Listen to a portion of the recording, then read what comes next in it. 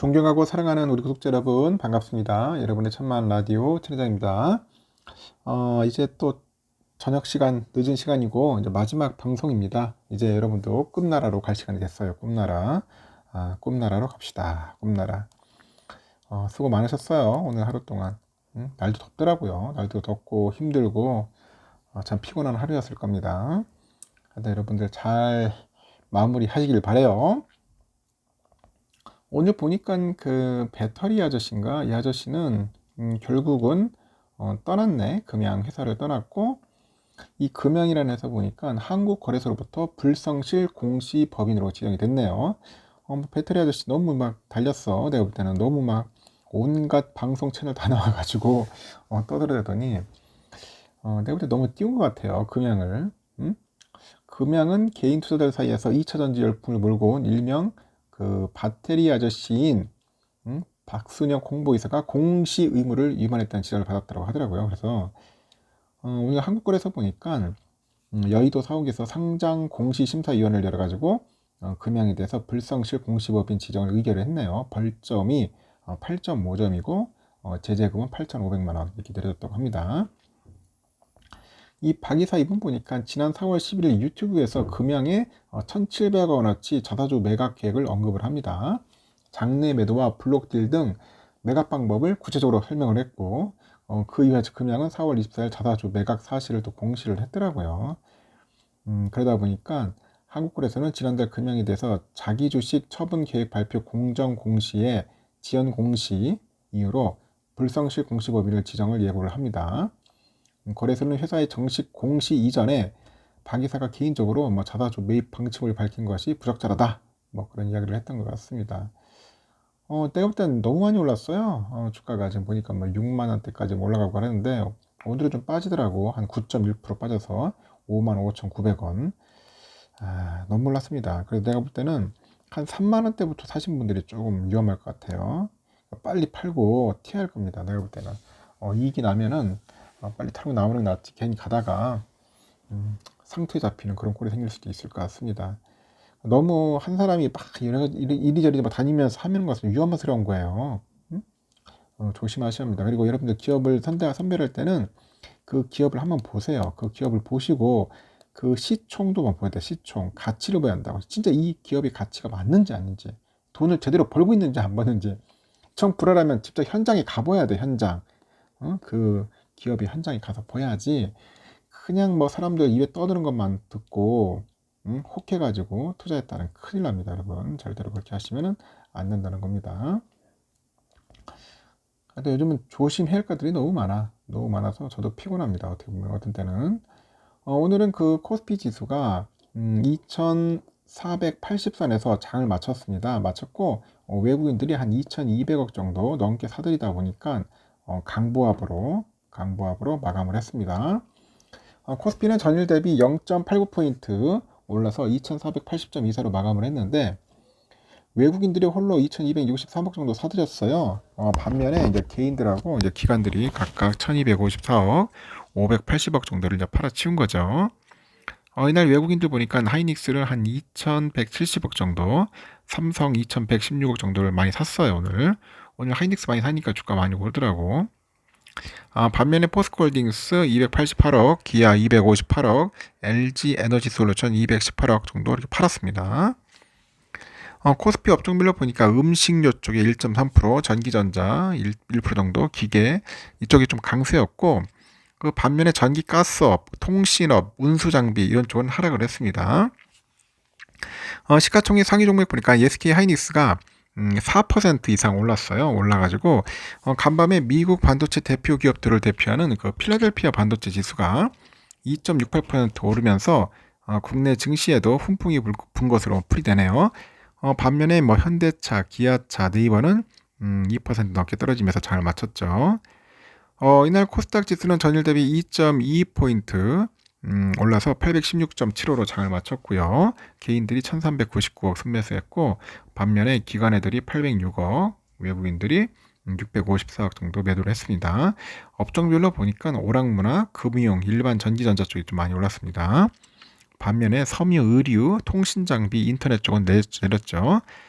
시가총액 상위 종목 보니까 JYP 엔터테인먼트가 1분기 깜짝 실적을 발표를 했네요. 20% 이상 뛰었습니다. 에코프로 BM, LNF도 상승세로 마감을 했고, 이날 달러화에 대한 원화 환율을 보니까 전일 대비 0.12% 올라서 1338.60으로 마감을 했죠. 주요 그 해외 증시 중에서 일본 시장이 상승을 했습니다. 이날 일본 니케이 지수를 보니까 전일 대비 0.7% 정도 올라서 29,842.99로 마감을 했고, 일본의 주식시장이 되살아난다는 그런 기대감이 반영이 되다 보니까 3개월 전과 비교를 했을 때 7.75% 올랐습니다. 토픽스 지수도 0.58% 올라서 2127.18로 장을 마쳤죠. 뭐 가상자산 쪽은 좀 떨어지는 것 같더라고요. 보니까 비트코인도 그렇고 이더리움도 좀 떨어지는 것 같습니다. 될 수 있으면 비트코인 위에는 쳐다보지도 마라. 저는 꼭 이야기하고 싶어요. 괜히 어설프게 봤다가 큰일 납니다, 여러분. 절대 안 봤으면 좋겠습니다. 그리고 현재 지금 보니까 유럽장이 좀 불안해요. 지금 보니까 영국도 현재 보니까 뭐 거의 약보합으로 흘러가고 있어요. 지금 0.06% 정도 올라가고 있고, 프랑스도 쭉 빠졌다가 다시 또 반등을 했지만은 현재 약보합으로 가고 있습니다. 독일은 한 0.16% 소폭 상승하는 모습을 보여주고 있고요. 필라는 어제 새벽에 보니까 쭉 올라가더라고. 그냥 쭉 올라갔습니다. 그래서 제가 바르자 3,000 정도는 왔다 갔다 할 거라고. 3,052.64를 갔습니다. 2.68%. 아주 시원한 불기둥을 보여줬습니다. 근데 오늘은 조금 빠지지 않을까 개인적으로 생각을 합니다. 다시 한번 3,000대 밑으로 또 어리버리하지 않겠나 하는 생각이 듭니다. 좀 올랐으니까 한번 조정 받을 거예요.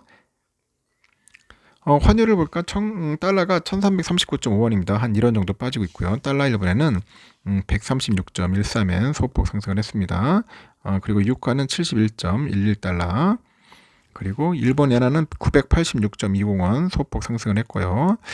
유로화는 1459.25원. 그 중국 이엔화 191.99원 소폭 하락을 했습니다. 휘발유는 1626.73원 소폭 하락을 했고, 국제금값 2022.7달러 소폭 상승, 국내는 86,525.81원 소폭 하락을 했습니다. 국제금값은 오르고 국내는 좀 빠지고 뭐 그런 모습을 현재 보여주고 있다는 것을 참고하시면 될 것 같습니다.